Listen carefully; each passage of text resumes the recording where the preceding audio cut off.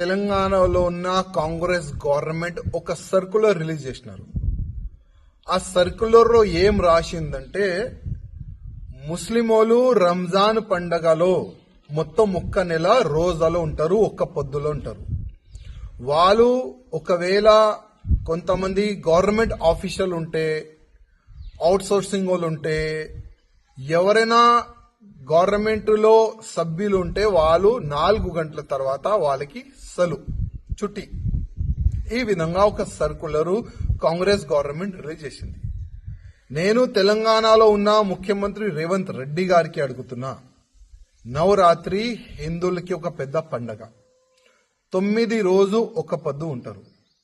అప్పుడు ఇట్లాంటి circular release చేయాలని మీకు ఆలోచన రాలేదా? హిందూ ఫెస్టివల్ కి ఎంత నిర్లక్ష్యం చేస్తున్నారు మీ గవర్నమెంట్, అది మీకు కనబడుతుందా? నవరాత్రిలో జాగరణలు చేస్తే కేసులు బుక్ చేసిన మీ పోలీసులు, మీ గవర్నమెంట్ వచ్చిన తర్వాత హిందూ ఫెస్టివల్ కి ఈ విధంగా దౌర్జన్యం జరుగుతుంది. కొన్ని రోజు ముందే మీ కమిషనర్ గారు ఒక మీటింగ్ పెట్టి, రామనవమి గాని ఉగాది గాని ఏదైనా హిందూ ఫెస్టివల్ లో సౌండ్ పెడితే కేసులు పెడతాం, జైలుకి పంపిస్తామని ఒక వార్నింగ్, ఒక మీటింగ్ కూడా పెట్టినారు మీ కమిషనర్ గారు. అది కూడా మీకు కనబడలేదా? మాకే వార్నింగ్లు ఇచ్చినారు, ఈ సంవత్సరం రామనవమి రోజు మీరు సౌండ్ సిస్టమ్ పెడితే లోపటేస్తాం అని వార్నింగ్లు ఇస్తే అది కూడా మీకు కనబడతలేదా? కానీ రంజాన్ పండగ మీకు కనబడింది. రంజాన్ పండగలో ముస్లిమోలు ఒక్క పొద్దు ఉంటారు, వాళ్ళకి ఒక స్పెషల్ గా ఒక సర్కులర్ తీయాలి, 4 గంటల తర్వాత వాళ్ళకి చుట్టి ఇవ్వాలి.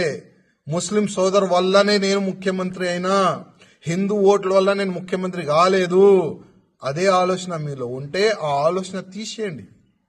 ఇవాళ తెలంగాణలో ఎన్ని % హిందువులు ఉన్నారు ఒక్కసారి ఆలోచన చేసుకోండి ముఖ్యమంత్రి గారు. కానీ మీరు ఇవాళ చేస్తున్న తప్పులు నెక్స్ట్ ఎలక్షన్ లో కనబడుతుంది.